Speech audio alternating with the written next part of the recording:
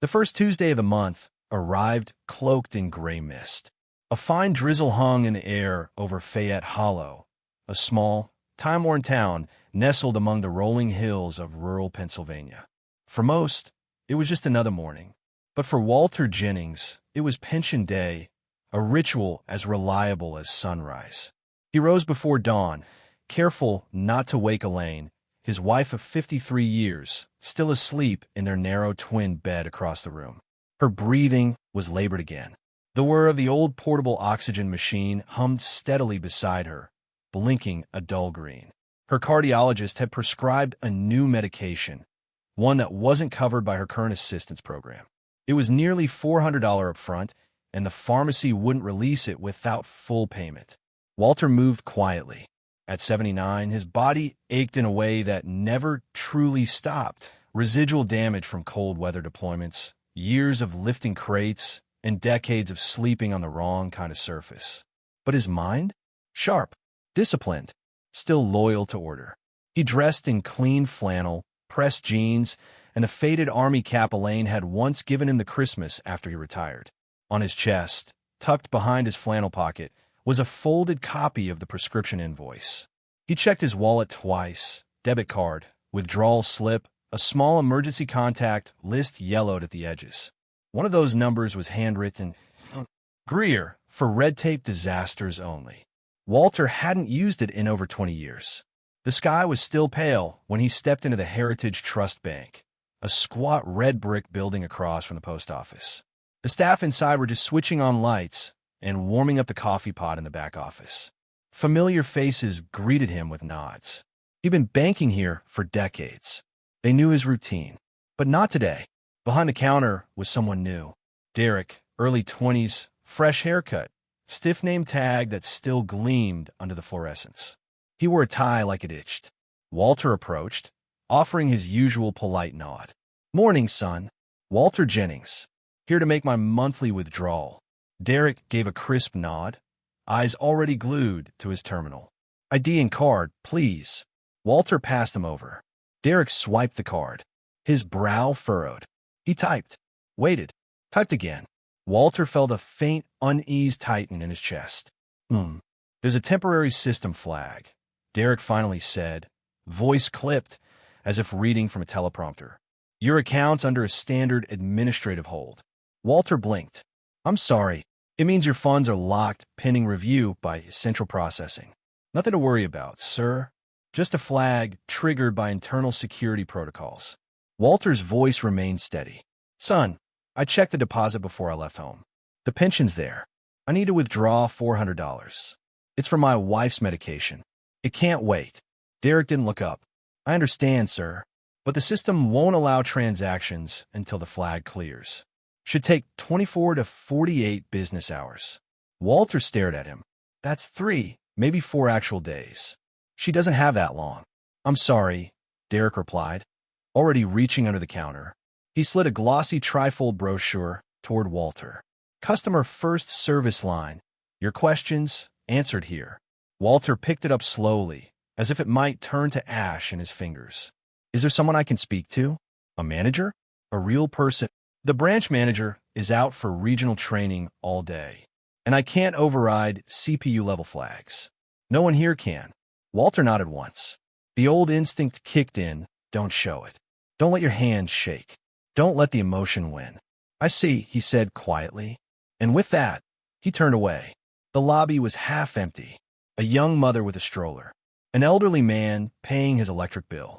A high school kid trying to cash a birthday check. Walter sat in the corner chair nearest the windows. It squeaked slightly under his weight. His hands rested on his knees, steady despite the storm building behind his ribs. The oxygen machine. The stairlift they'd saved for. Elaine's laugh, worn thin but still present. Her hands trembling as she reached for his every night. He'd never asked for special treatment. Never complained when the benefits were late. He followed every rule, checked every line. And yet, here he sat with nothing. He pulled out his old flip phone. No voicemail. No missed calls. No magic. Except, his eyes fell to the weathered card at the bottom of his wallet. The handwriting was faded, but the number was still there. M. Greer. He hesitated. For a breath. Maybe two. Then he dialed. The line picked up on the first ring. Greer. Martin, sir. This is Walter Jennings. Retired logistics. We worked together during the Omega Readiness Drill in '02. I apologize for calling like this, but there was silence. Then, Walter Jennings? My God. Of course I remember you. What's going on? Walter's voice was calm, but firm. Precise. Sir, I apologize. Again, but my pension account's been frozen. They're calling it a system flag. I'm at Heritage Trust in Fayette Hollow. My wife's medication. She needs it today. The teller says no one here can help. He expected a pause. Maybe an awkward deferral. Instead, he heard furious typing. Walter, don't move. I'm 5 miles from your branch.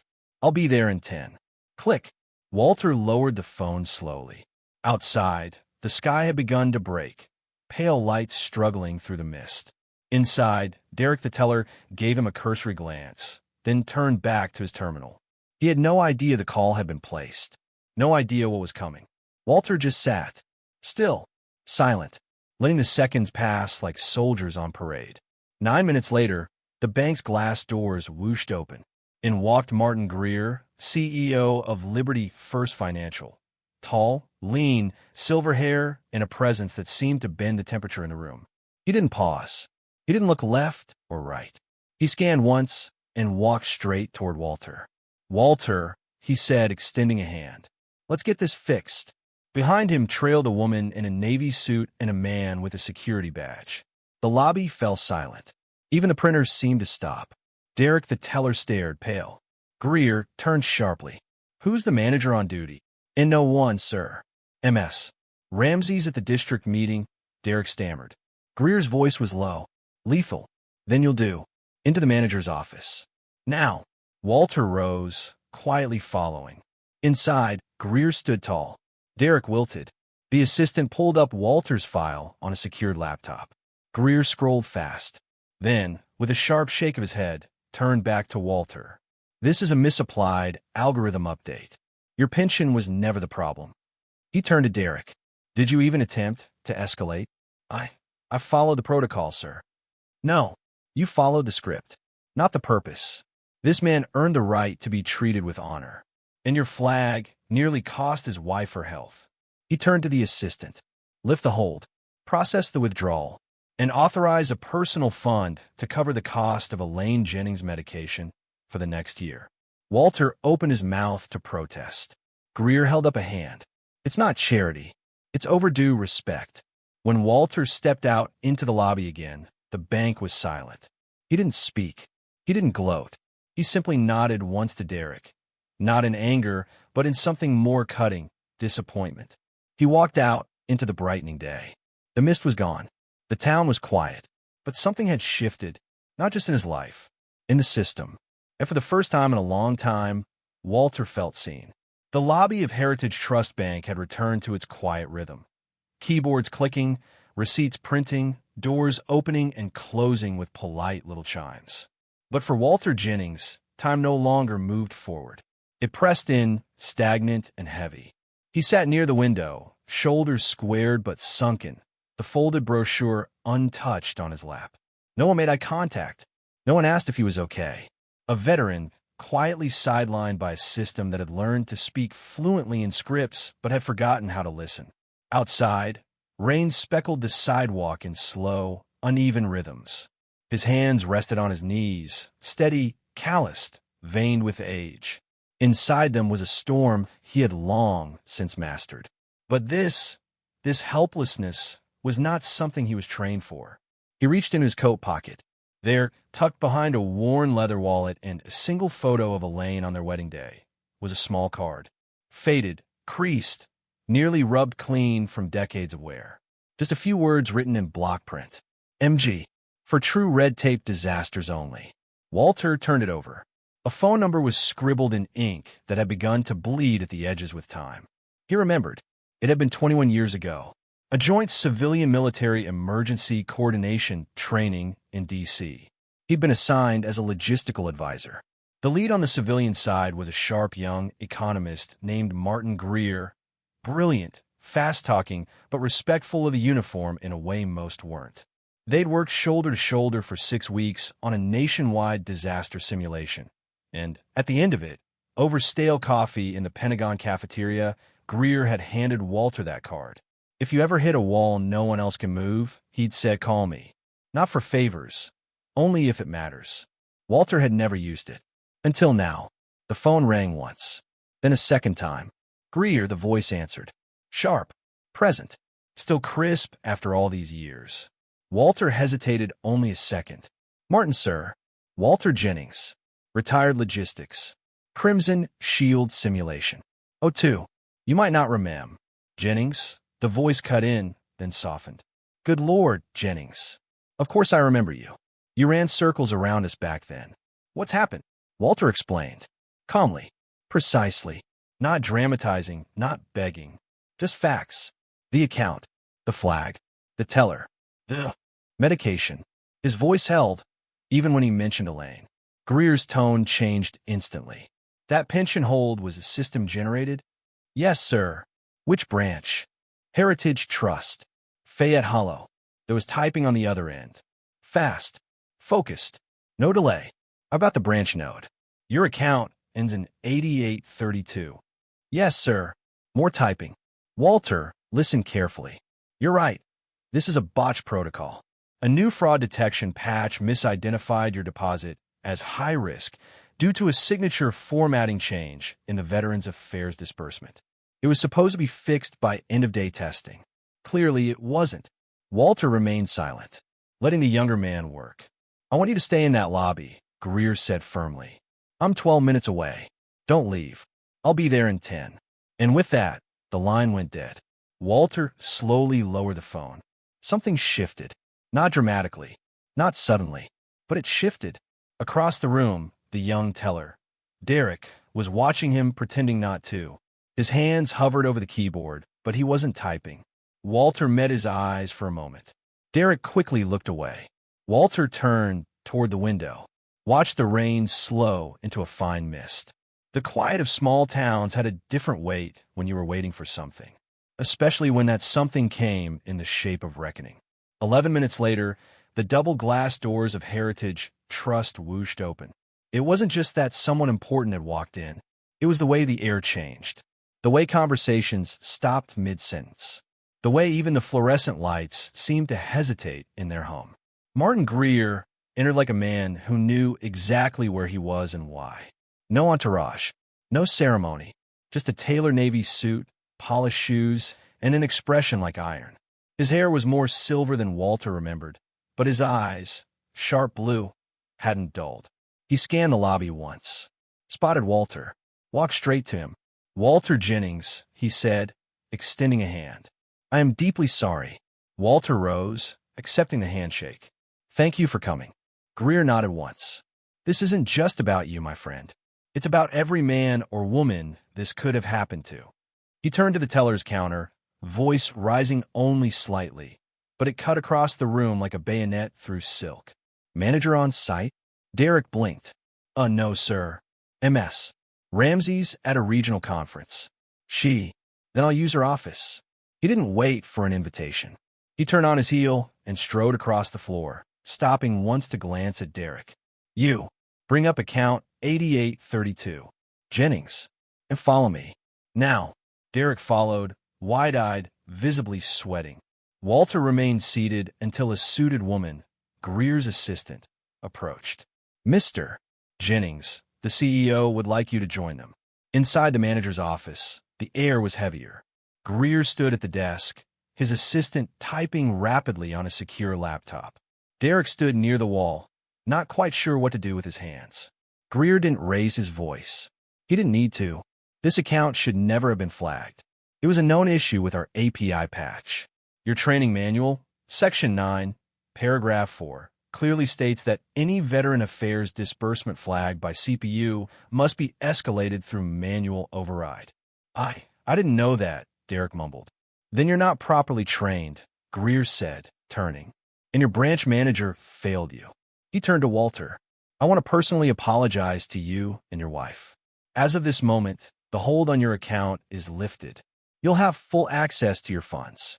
And, as a gesture from my office, your wife's medical expenses, prescription-related, will be fully covered for the next 12 months. Walter tried to speak. Greer stopped him gently. No, Walter, this is not a favor. This is a correction.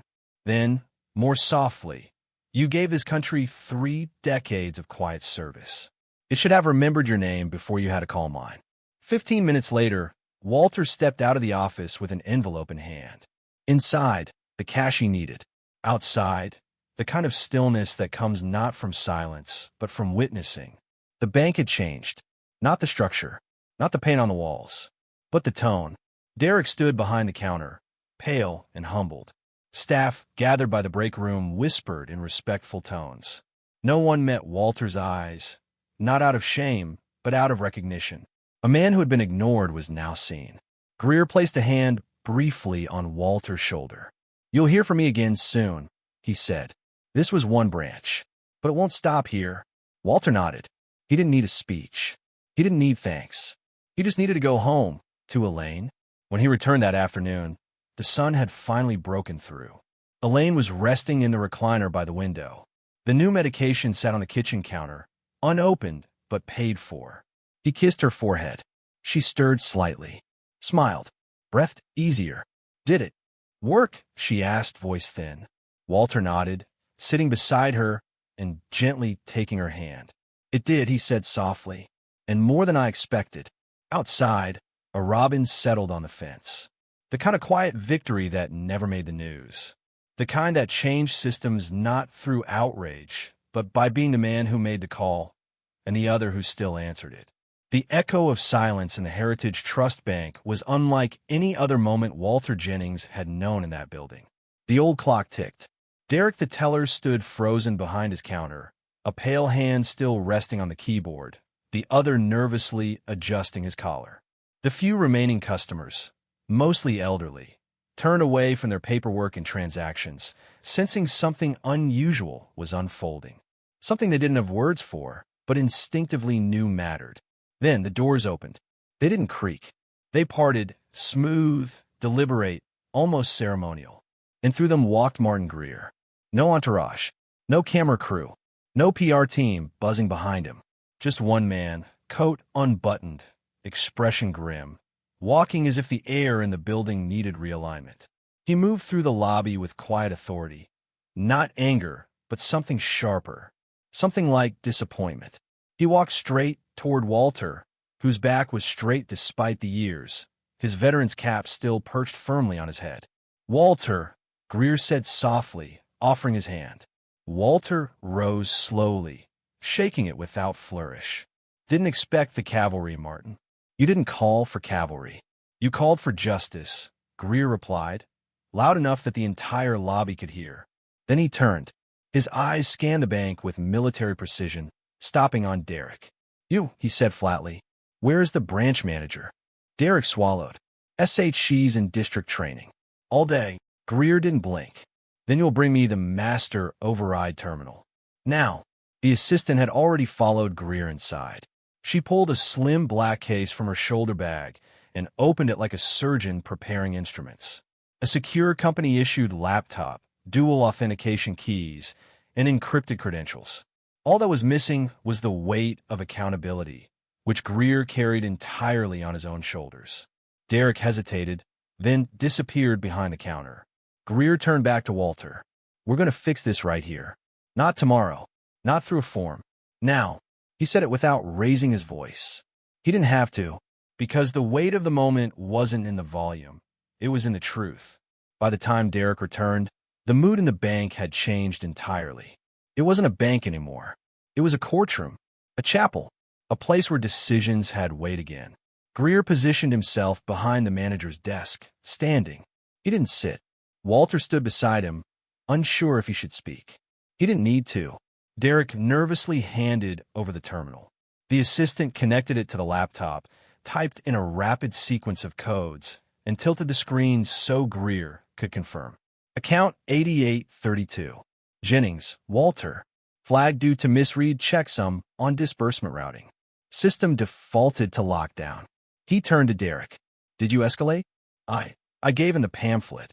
The pamphlet, Greer repeated, his voice flat, almost incredulous. He tapped the screen. A man walks into his bank for the pension he earned serving this country. His wife's medication is hanging in the balance, and he's told to call a number. I followed policy, Derek said, barely audible now. Greer stared at him for a long moment. Then, in the kind of voice used by field commanders when they want to be remembered, said, "Policy is the lowest acceptable standard of human behavior. It is not an excuse for cowardice. You could have heard a pin drop in that office." He turned to Walter. "I've lifted the flag. The funds are available now. You may withdraw what you need, or all of it." Walter nodded. $400. The pharmacy's holding Elaine's medication till I pay. "Done," Greer said, then added, turning to the assistant, "Ensure that starting today, all of Mr. Jennings' copays, pharmacy costs, and related medication expenses are fully covered for the next 12 months. Paid directly from the Office of Discretionary Correction." The assistant nodded, typing quickly.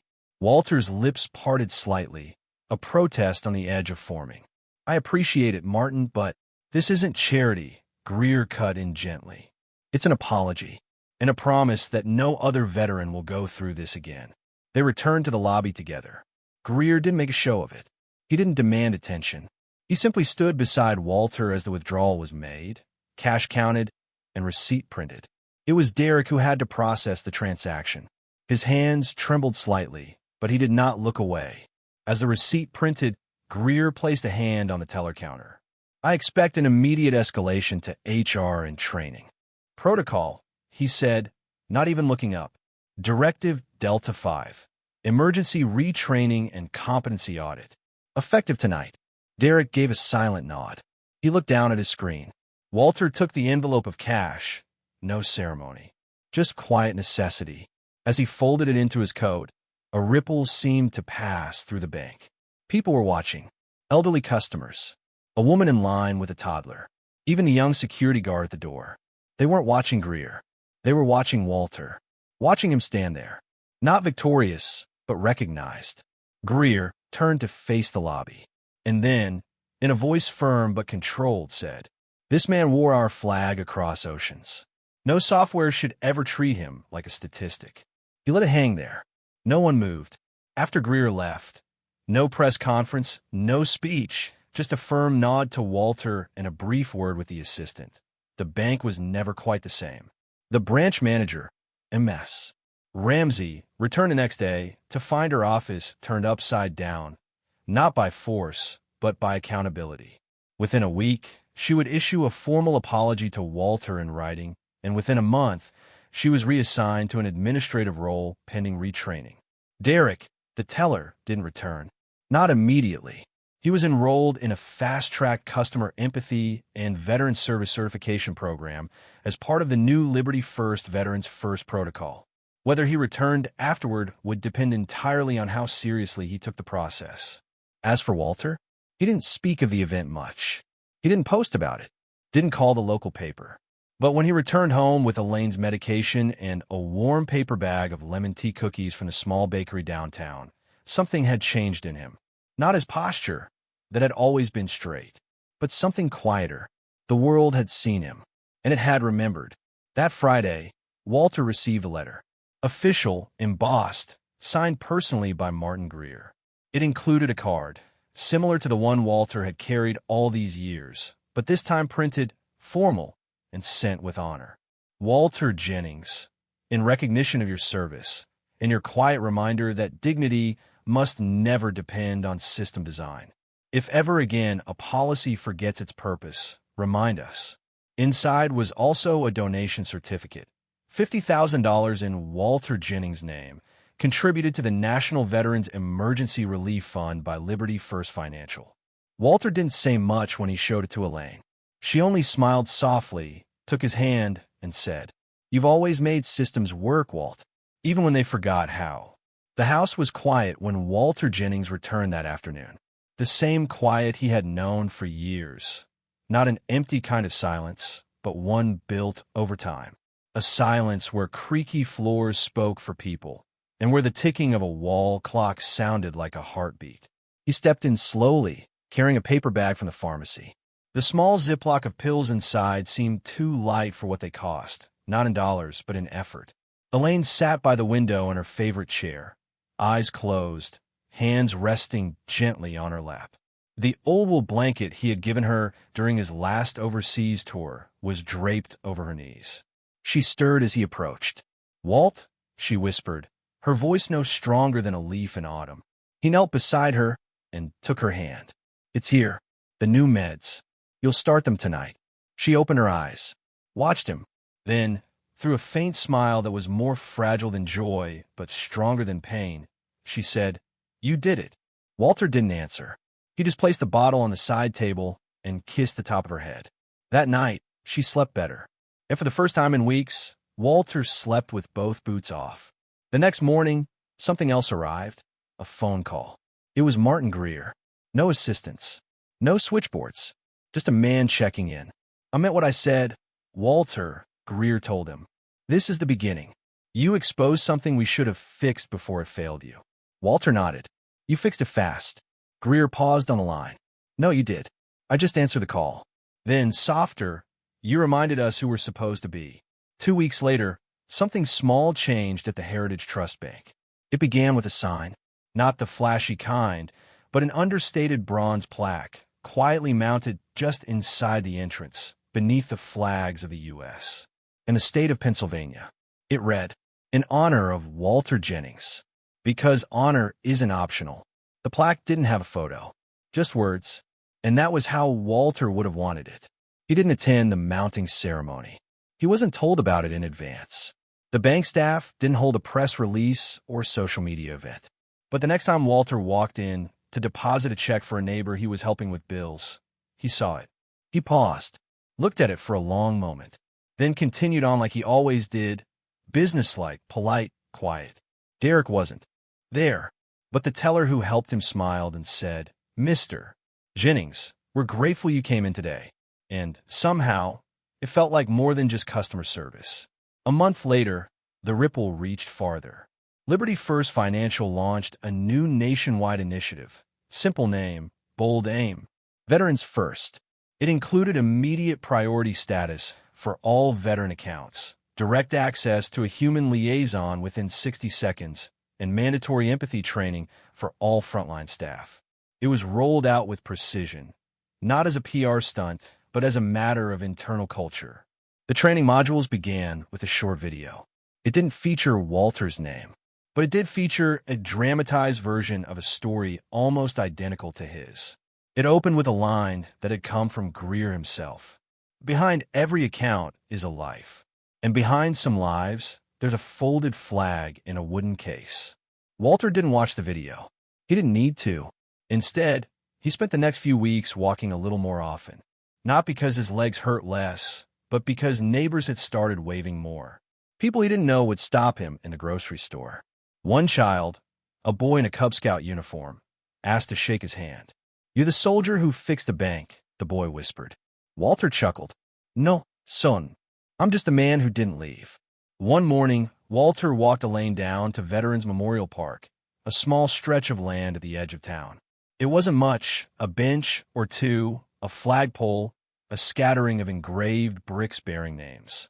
They sat together for a while, her hand tucked into the crook of his arm, her breath steadier now, thanks to the medication and a few less worries. She looked around. "It's gotten quieter." "It's always been quiet," Walter replied. "We just got louder." They sat in silence, until he noticed something. Near the path, under a tree that bloomed late in spring, was a new bench. Not new in style, it matched the others. But etched into the metal backrest were the words, "For the one who reminded us, systems serve people, not the other way around." In dedication to W.J., Staff Sergeant Rhett. Walter blinked at it once, twice, then looked away, lips pressing into a line. Elaine rested her head on his shoulder. "You hate attention," she murmured. "Yes," he replied, "but you deserve this." He didn't argue. He just let the sun warm his back, the trees sway above them, and the world return, slowly, gently, to what it should have been all along. That winter, Martin Greer called again. No business, no agenda, just how's Elaine? And I was in Harrisburg the other day. They're looking at making the veterans' first initiative a federal template. Walter grunted. Takes a bank CEO and a broke old man to get Washington's attention. Huh. Greer laughed on the other end. You're not broke, Walter. You're just priceless. They talked for 15 minutes. Nothing dramatic. But as Walter hung up, he realized something. He hadn't just fixed a policy. He'd restored a standard. The following spring, on the anniversary of the incident, something unusual happened. Walter walked into the bank, expecting to make a routine transfer. Instead, the entire staff, new and old, stood at attention. No confetti, no speeches, just silence, and a small card handed to him by the branch manager, now fully certified in veteran services. Inside it read, "To Mr. Jennings, your name may not be etched in stone on a battlefield, but it is engraved here in the place you changed. Thank you for your quiet valor." Walter didn't say a word. He just nodded and walked out with his usual gait, slow, sure, unshaken. Later that summer, the mayor quietly offered to name the entire park after Walter. He declined. Instead, he asked them to replace the broken flagpole light and to make sure the grass was trimmed before Memorial Day. Names fade, he said. Respect shouldn't. And so it was. Walter Jennings became a local legend, not by giving speeches or receiving medals, but by doing what too many forget how to do. He stood his ground, with patience, with honor, and without shouting. His story traveled far beyond Fayette Hollow, but it always returned to one place.